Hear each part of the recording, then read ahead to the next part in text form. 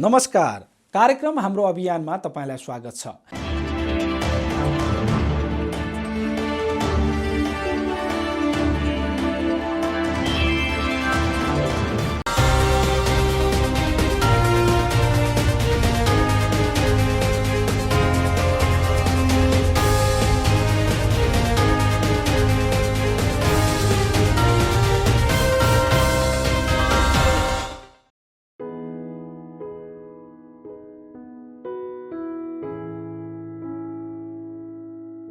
जो HIV positive छन्, जो सधैँ औषधिमा छन्, उनीहरू त्यसै पनि आफैमा इम्युनो कम्प्रोमाइज पेसेन्ट हुने भएको र अहिले कोभिडमा पनि त्यो कुरा केही न केही रोल खेल्ने भएको हुनाले सधैँ खाने औषधि, आजीवन खाने औषधि भएको हुनाले हाम्रा विभिन्न निकायहरू, एनजिओज, आइएनजिओज र भेरी अस्पतालका कर्मचारीका सहयोगमा हामीले घर घरमा पुर्याएका छौँ र तिनलाई हामीले फोनको माध्यमले र स्वयं इन्फर्मेसन कस्तो दिएका छौँ भने यो बिचमा यदि कुनै प्रकारको कम्प्लिकेसनहरू, कुनै प्रकारको समस्या आयो भने भेरी अस्पतालको एआरटी सधैँको रुल एन्ड रेगुलेसनले 10 बजेदेखि 2 बजेसम्म विथ वर्करहरू, विथ कर्मचारीहरू भएर खुलेकै छ र साथै ज्वरो क्लिनिक र इमर्जेन्सी सेवा पनि भेरीमा निरन्तर नै छ।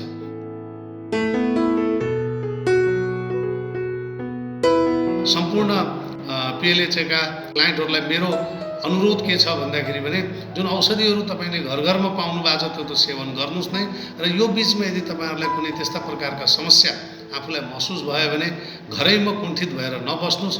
हामीले जुन तपाईँहरूलाई चाहिँ परिचय पत्र दिएको छौँ त्यो परिचय पत्रको माध्यमले पनि लकडाउनमा तपाईँलाई कसैले रोक्दैन।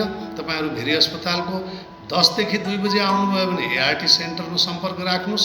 यदि 2 बजेपछि पनि तपाईँलाई अप्ठ्यारो छ भने भेरी अस्पतालको इमर्जेन्सीमा आउनुहोस् भन्ने तपाईँहरूलाई अनुरोध गर्छु मैले। र साथै एचआईभीका सम्पूर्ण क्लाइन्टलाई म के भन्छु भन्दाखेरि भने आफ्नो सधैँको सेवन गर्ने औषधि त त्यो छँदैछ, त्यो त खानुहोस् नै। आफ्नो न्युट्रिसन, आफ्नो डायट थेरापी त्यो त पालना गर्नुहोस् नै। र अहिले कोभिड-19 जुन प्रकारको चाहिँ प्रकोप एउटा देखिएको छ, यसमा सकेसम्म काम नपरे घरबाट बाहिर ननिस्किनुहोस्, घरै बस्नुहोस् र हरेक 2.5-3 घन्टाको फरकमा सामान्य साबुन पानीले हात धुनुहोस् र सकेसम्म चाहिँ तपाईँले मुख, नाक र आँखालाई बचाउने प्रयास गर्नुहोस्, अर्थात् मास्क लगाएर बस्नुहोस् र एकदमै अति आवश्यक भए मात्र घरबाट बाहिर जानुहोस्। नत्र भने तपाईँले खाने औषधि हामीले घर घरमै पुगाएका छौँ।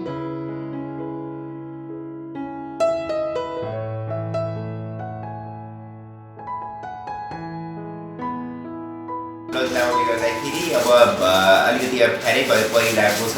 हामी पनि यो आफ्नो ग्रुपको लागि चाहिँ मात्रै नभएर हामी सम्पूर्ण पब्लिकलाई नै अब जहाँसम्म हामी सक्छौँ भनेपछि सेवा दिइरहेको छौँ। अब नेपालगञ्जमा चाहिँ हामी अब यो प्रिभेन्सनमा काम गर्ने 4-5वटा संस्थाले चाहिँ जिम्मा लिएको छौँ र जसको जहाँसम्म जान सक्ने छ त्यहाँसम्म गएर चाहिँ हामीले चाहिँ यो एचआईभी सङ्क्रमितहरूलाई चाहिँ हामी चाहिँ एआरटी चाहिँ उपलब्ध गराइरहेको छौँ।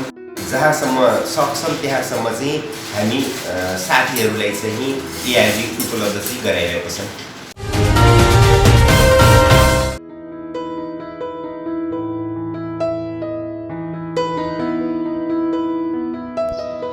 विश्वव्यापी फैलिएको कोभिड-19 कोरोना भाइरसका कारणले गर्दाखेरि देशभरि नै लकडाउन भइरहेको छ। यस्तो स्थितिमा पनि हामीले एआरटी सेन्टरबाट एआरभी खाने क्लाइन्टहरूको लागि हामीले चाहिँ 2वटा लिस्टहरू तयार पारेको थियौँ, एउटा पूर्व र एउटा पश्चिम भनेर। पश्चिमको क्लाइन्टहरूको लागि चाहिँ धेरै टाढा पर्ने भएको भएर चाहिँ हामीले जनस्वास्थ्य महाशाखाका सरहरूसँग र प्रदेश अस्पतालका मेसुसँग र पञ्चपुरी नगरपालिकाका पञ्चपुरी नगर स्वास्थ्यसँग चाहिँ कोअर्डिनेट गरेर हामीले जनस्वास्थ्यको गाडी मार्फत चाहिँ क्लाइन्टहरूलाई चाहिँ फोन गरेर उहाँहरूलाई चाहिँ पञ्चपुरी हेल्थ पोस्टमा चाहिँ आफ्नो एआरटी लिन चाहिँ आइपुग्नु होला भनेर त्यसरी फोन मार्फत पनि उहाँहरूलाई हामीले कन्ट्याक्ट गरेको थियौँ र सबै जति हामीले क्लाइन्ट पश्चिमको जति पनि क्लाइन्टको लागि हामीले एआरबी पठाएको थियौँ त्यो सबै क्लाइन्टहरूले चाहिँ आफ्नो आफ्नो एआरटी चाहिँ लिएर गइसक्नु भएको छ।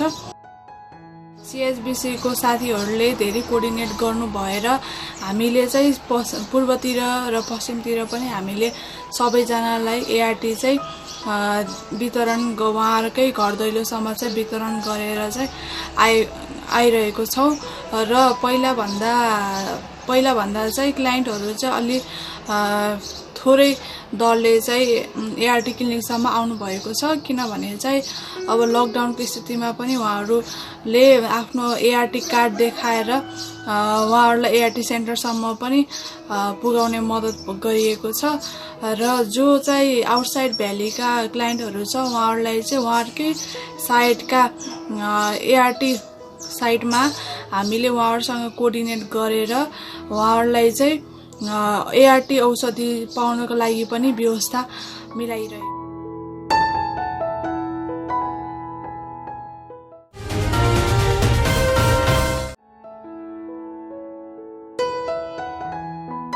हाम्रो चाहिँ यस लकडाउनको कारणले क्लाइन्टहरूलाई आउन असुविधा नहोस् भनेर हामीहरू चाहिँ उहाँहरूको 2 हप्ता अगाडि नै सेड्युल निकालेर फोन सम्पर्क गरेर बोलाइरहेका छौँ र आउन नसक्ने क्लाइन्टहरूको चाहिँ घरमै औषधि पुर्याइदिइरहेका छौँ।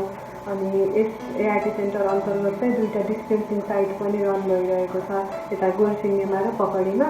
अनि त्यहाँको क्लाइन्टहरूलाई पनि सबैको महिना जस्तै काउन्सिलर र लिङ्केजेस प्रोजेक्टको फिल्ड स्टाफ अनि एनएपिएनको सिएचबिसीहरूसँग समन्वय गरेर डिस्पेन्सिङ साइटसम्मै गएर उहाँहरूलाई चाहिँ एआरबी वितरण गरिरहेका छौँ र आउन नसक्ने क्लाइन्टहरूलाई चाहिँ हामीले सक्दो उहाँहरूले औषधि खान सकिन भन्दा 2 दिन अगाडि नै उहाँको घरसम्म औषधि पुर्याइदिइरहेका छौँ। लकडाउनको बेलामा चाहिँ पनि हामीले सेवा एआरटी सेन्टरबाट पहिले जस्तै सधैँभरि जस्तै दिइरहेको थियो, अहिले पनि त्यस्तै दिइरहेका छन्। हाम्रो एआरटी सेन्टरबाट 400 जना क्लाइन्टहरू छन्। उहाँहरूलाई चाहिँ हामीले पहिले जस्तै अहिले पनि सेवा प्रदान गरिरहेछौँ र खास भन्यो भने हाम्रो समस्या भनेको चाहिँ इन्डियाबाट जुन क्लाइन्टहरू आउने यहाँ खाने गर्नुहुन्छ उहाँहरूलाई अहिले आउन यहाँ पाउनु भएको छैन। त्यसको कारण हामीले के गर्नु भने उहाँसँग फोन गरेर कन्ट्याक्ट गरेर हामीले उहाँ इन्डियाबाट नै खानु भन्ने सल्लाह दिइरहेछौँ। उहाँ यदि उहाँ पाउनुभयो भने ठिक हो, नत्र कसैको चाहिँ रिलेटिभहरू रिश्तेदारहरू चाहिँ यहाँ बस्नुहुन्छ उहाँहरूलाई चाहिँ उहाँसम्म चाहिँ औषधिहरू पनि पुर्याइदिएछौँ।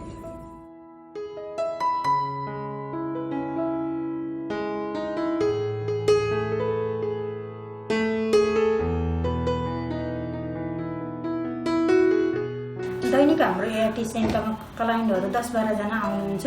कतिपय क्लाइन्टहरू आफै आउनुहुन्छ र आफै आउन नसक्ने क्लाइन्टहरू चाहिँ आफन्तलाई पठाउनुहुन्छ र आफन्तलाई पठाउँदा पनि हामीहरू मेडिसिन दिइरहेछ।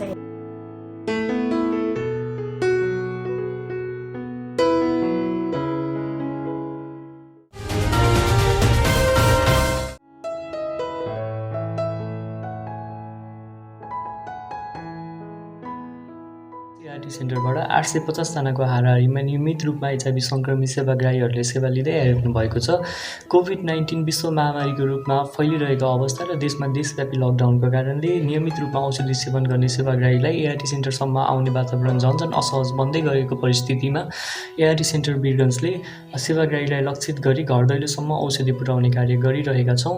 त्यसैगरी छिमेकी जिल्लाहरूमा रहेका एआरटी सेन्टरहरूसँग समन्वय गरी त्यहाँबाट पनि औषधिको पहुँच पुर्याउनको लागि उहाँहरूसँग समन्वय गर्दै आएका छौँ। यस विषम परिस्थितिमा एआरटी सेन्टरलाई सहयोग गरिदिनुहुने सम्पूर्ण स्थानीय साझेदार सङ्घ संस्थाहरूलाई विशेष धन्यवाद दिन चाहन्छु। आइसोलेसन डिपार्टमेन्ट र एआरटी डिपार्टमेन्ट चाहिँ सँगसँगै राखिएको थियो सुरुमा, र पछि त्यो कुराहरू सबै एनालाइसिस गर्दाखेरि पिएलएचआइभीहरू अलरेडी इम्युनो कम्प्रोमाइज हुने र उनीहरूमा चाहिँ कोरोनाको रिस्क अझै धेरै हुने भएकोले गर्दाखेरि जोखिम न्यूनीकरणको उद्देश्यले चाहिँ एएचएफ नेपालद्वारा चाहिँ अस्पतालसँग सहकार्य गरियो र त्यही अन्डरस्ट्यान्डिङको आधारमा चाहिँ एआरटी डिपार्टमेन्टलाई चाहिँ यो पेन्डेमिकभरिको लागि चाहिँ अर्को ठाउँमा स्थानान्तरण गर्ने भन्ने उद्देश्यको साथमा हामीले चाहिँ एआरटी डिपार्टमेन्टलाई नै अहिले चाहिँ अर्को स्पेसमा सारेका छौँ।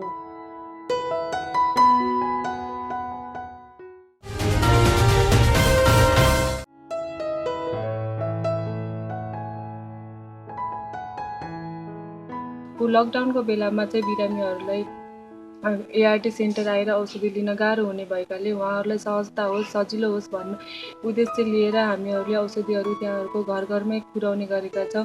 जोखिम अप्नाएर पनि हामी उहाँहरूको घर घरमा पुर्याउने गरिरहेका छौँ। घर घरमा जाँदाखेरि पनि गाउँहरूमा धेरै टाढा टाढा घरहरू हुने भएकाले त्यहाँहरूलाई हामी यताबाट जाँदाखेरि त्यहाँको मान्छेहरूले कतै कोरोना लिएर आउने हुन् कि भनेर अपहेला नगर्ने जस्तो राम्रो व्यवहार नगर्ने गर्नुहुन्छ। अनि त्यसै गरी हामीलाई मास्कहरू पनि यता नपाइने हुनाले एउटै मास्क चाहिँ धेरै दिनसम्म प्रयोग गरिराख्नु परेको छ। टाढा टाढा जाँदाखेरि धेरै टाढा 6-7 घन्टा हिँडेर जानुपर्छ। भेहिकलमा गए पनि आधी बाटोसम्म मात्र सुविधाहरू हुन्छ, माथि हिँडेर जानुपर्ने हुँदाखेरि कतै बस्न पनि दिँदैनन्, बस्ने व्यवस्था पनि हुँदैन। सबैले अलि अपहेलना गरे जस्तो व्यवहार पनि गर्छन्, डराए जस्तो गर्छ। तै पनि हामी उहाँहरूलाई बिरामीहरूलाई चाहिँ आउन गाह्रो हुन्छ भनेर उहाँहरूलाई होम डेलिभरीको व्यवस्था गरिरहेका छौँ।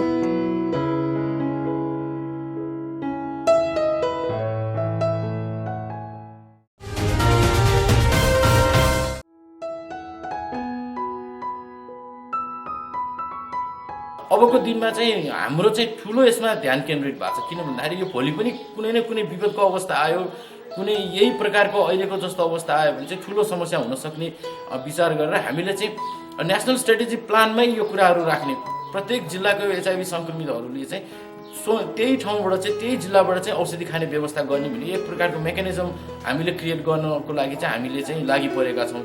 तर यसको लागि चाहिँ अलिक अर्को समस्या के हो भन्दाखेरि स्थानीय तहको सरकारले चाहिँ स्थानीय तहमै भएको एचआइभी सङ्क्रमितहरूलाई चाहिँ अलिकति प्रोत्साहन गर्नुपर्ने, सुविधा दिनुपर्ने, उनीहरूको समस्यालाई सम्बोधन गर्ने कुरा पनि देखियो।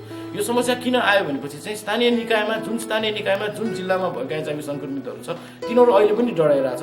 एचआइभीको चाहिँ लान्छना र भेदभाव र विभिन्न तिनीहरूलाई आउने चाहिँ विभेदको कुराहरूले गर्दाखेरि त्यो कुरा यदि जुन जिल्लामा भएका एचआइभी सङ्क्रमितहरू छ त्यही जिल्लाको चाहिँ स्थानीय सरकारले, स्थानीय निकायले चाहिँ उनीहरूको चाहिँ सवाललाई चाहिँ सम्बोधन गर्यो भने चाहिँ यो कुरा चाहिँ कम हुन आउँछ।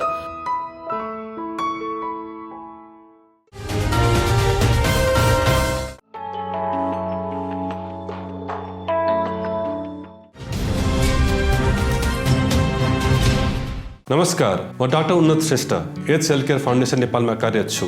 म आज तपाईँहरूलाई अहिले विश्वव्यापी चासो र चिन्ताको रूपमा रहेको कोरोना अर्थात् कोभिड-19बाट हुन सक्ने सम्भावित जोखिमबाट कसरी बच्न सकिन्छ भन्ने विषयमा केही महत्त्वपूर्ण जानकारीहरू दिने प्रयास गर्दैछु। कोभिड-19 एक भाइरल सङ्क्रमण हो। सबैभन्दा पहिला तपाईँ र तपाईँहरूको परिवारको सुरक्षाको विषयमा सोच्नुहोला। तर यसको लागि अनावश्यक हल्ला वा गलत जानकारीहरूको पछि लाग्न जरुरी छैन। अहिले मौसमी रुवाखोकीको समय छ, तसर्थ साधारण रुवाखोकी वा ज्वरो आउँदैमा कोभिड नै भयो कि भनेर आत्तिनु पर्दैन। तर कोभिडको आशंका छ भने सरकारले तोकेको स्वास्थ्य संस्थामा परीक्षणको लागि तुरन्त जानुहोला। सामान्यतः कोभिडका लक्षणहरू कस्ता हुन्छन् त? यो सङ्क्रमण मौसमी फ्लू जस्तो देखिने हुन्छ। सामान्यतः ज्वरो, रुवाखोकी, घाँटी दुख्ने लक्षणहरू देखिने तथा जटिल अवस्थामा श्वास प्रश्वासमा कठिनाइ उत्पन्न हुन सक्छ।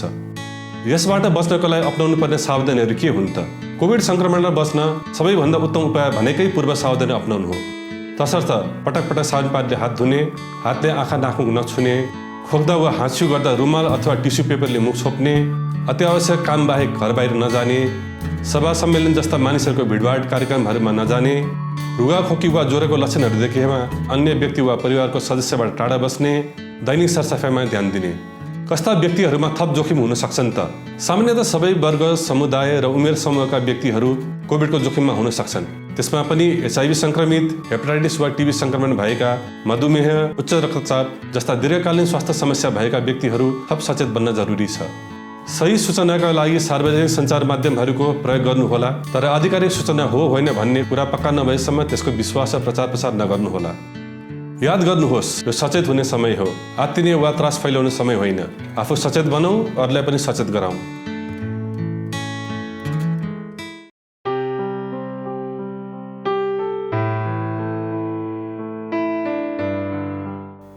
म त गएँ है, मेरो काम छ यार। के काम हो र? बस न। आज त एचआइभी को औषधि लिन एआरटी क्लिनिक जानुपर्ने। ए, अझै ठिक भएन? दाल भात हो र सधैँ औषधि खाइरहनलाई? हो त, डाक्टरको सल्लाह अनुसार खाइरहनु परेन। ल, मलाई हेर न, मैले त औषधि छाडेको थुप्रै भइसक्यो। ठिक छु त? त्यसै ठिक छु भनेर हुन्छ? डाक्टरले भनेको कुरा बिर्सिस? एचआईभीको औषधि सुरु गर्नुभएको छ भने नियमित रूपमा खाइरहनुहोस्। यदि बिचैमा छाड्नुभयो भने थप समस्या जस्तै टिबी, दीर्घकालीन झाडा पखाला जस्ता संक्रमणहरू हुन सक्छन्। नेपालका सबैजसो जिल्लाहरूमा एचआईभी परीक्षण सेवा र औषधि निशुल्क पाइन्छ। नियमित रूपमा औषधि सेवन गरेमा एचआईभी संक्रमण भए पनि अरू सामान्य मान्छेहरू जस्तै जीवन बिताउन सकिन्छ।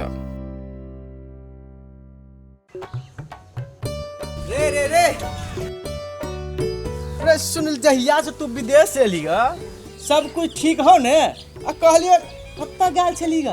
रे की कहियो, जहिया से जे घर बनवा लगलियो ने वही में ओझराल रहे छियो। अस्पताल गेल छलिए। अस्पताल चेक करबै ला तू नहीं गेलिए?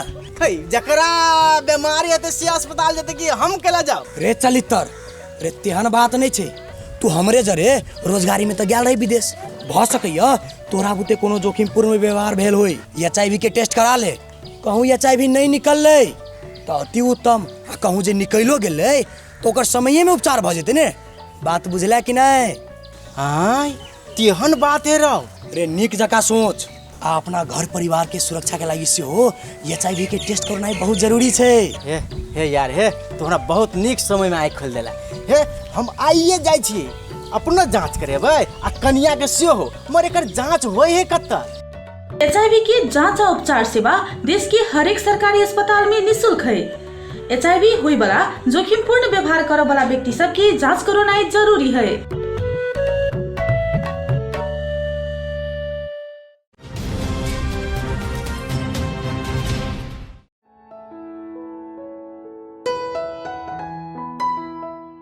नमस्ते, म दिनेश गुरुङ, डिसिए नेपालमा मानवीय सहायता र विपद जोखिम न्यूनीकरण म्यानेजरको रूपमा काम गरिरहेको छु।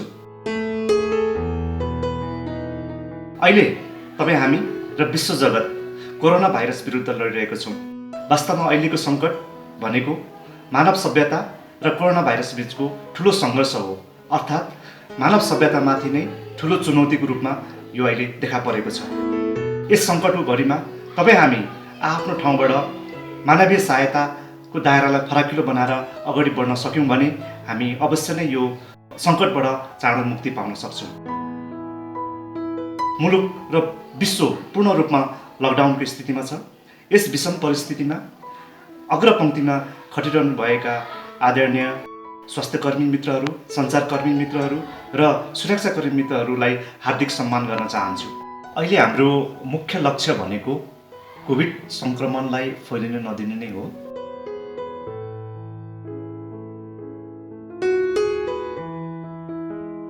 नागरिकहरूको पनि महत्त्वपूर्ण भूमिका हुन्छ यो बेलामा। हामीले घरैमै बस्ने, नियमित रूपमा साबुन पानीले हात धुने, सही सूचनाहरू लिने दिने र एउटा सामाजिक दूरी कायम गर्न सक्यौँ भने पनि यो बेलामा ठुलो योगदान हुन सक्छ। त्यस्तै नागरिक समाज सङ्गठनहरूले पनि यो बेलामा विशेष गरी जोखिममा रहेको समुदायहरूको संरक्षणमा विशेष ध्यान दिने र राज्यको संयन्त्रलाई सहयोग गर्न सक्यौँ भने हामीले हातेमालो गरेर यो अभियानलाई हामीले सफल बनाउन सक्छौँ।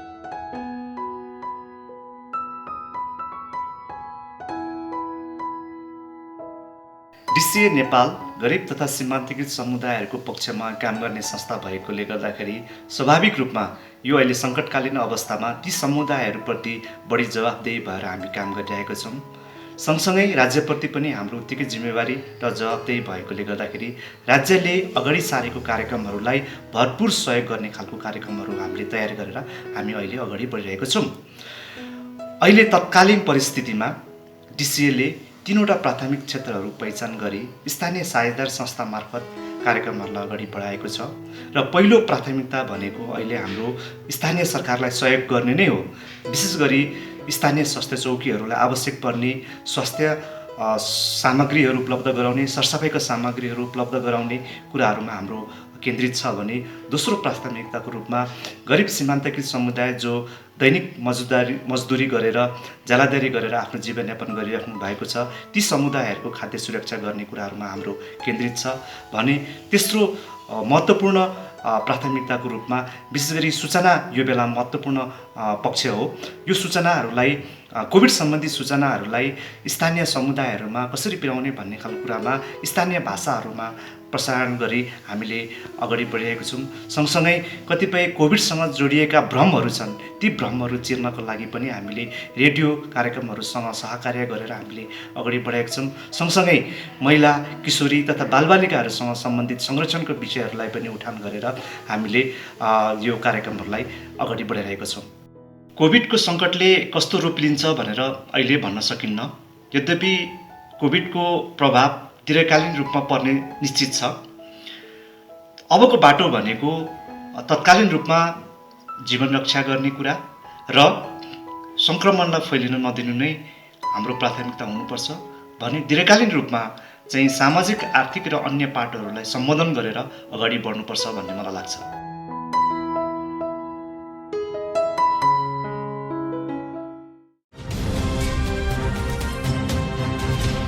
नमस्कार, म doctor Unnat Shrestha, H health care foundation नेपालमा कार्यरत छु।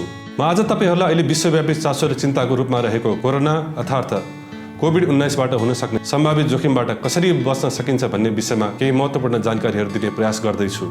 कोभिड-19 एक भाइरल सङ्क्रमण हो। सबैभन्दा पहिला तपाईँ र तपाईँहरूको परिवारको सुरक्षाको विषयमा सोच्नुहोला, तर यसको लागि अनावश्यक हल्ला वा गलत जानकारीहरूको पछि लाग्न जरुरी छैन। अहिले मौसमी रुवाखोकीको समय छ, तसर्थ साधारण रुवाखोकी वा ज्वरो आउँदैमा कोभिड नै भयो कि भनेर आत्तिनु पर्दैन। तर कोभिडको आशंका छ भने सरकारले तोकेको स्वास्थ्य संस्थामा परीक्षणको लागि तुरन्त जानुहोला। सामान्यतः कोभिडका लक्षणहरू कस्ता हुन्छन् त?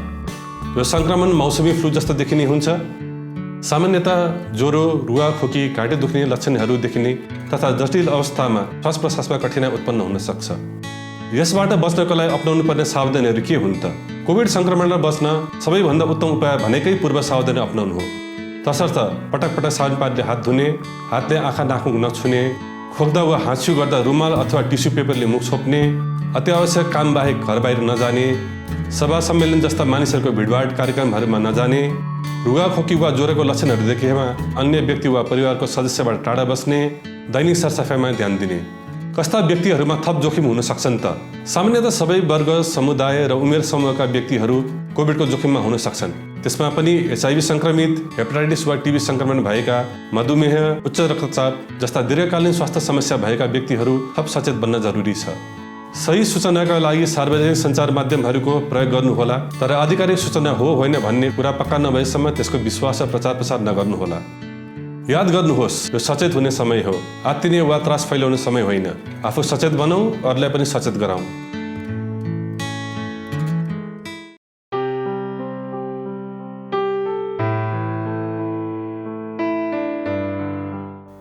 म त गएँ है, मेरो काम छ यार। के काम हो र? बस न।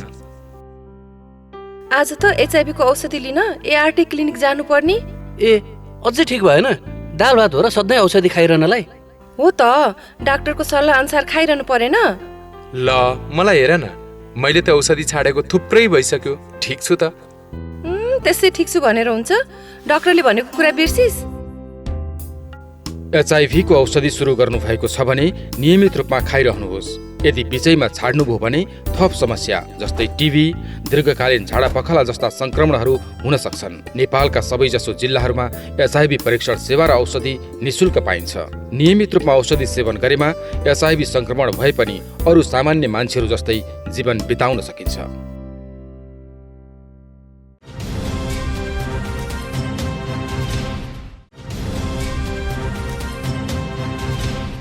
दर्शकवृन्द, यी आज प्रस्तुत गरिएका सामग्रीहरूका साथ कार्यक्रमको समय सकिएको छ। अर्को हप्ता पुनः उपस्थित हुनेछौँ। आजलाई कार्यक्रमबाट हामी सबैलाई बिदा दिनुहोस्। नमस्कार।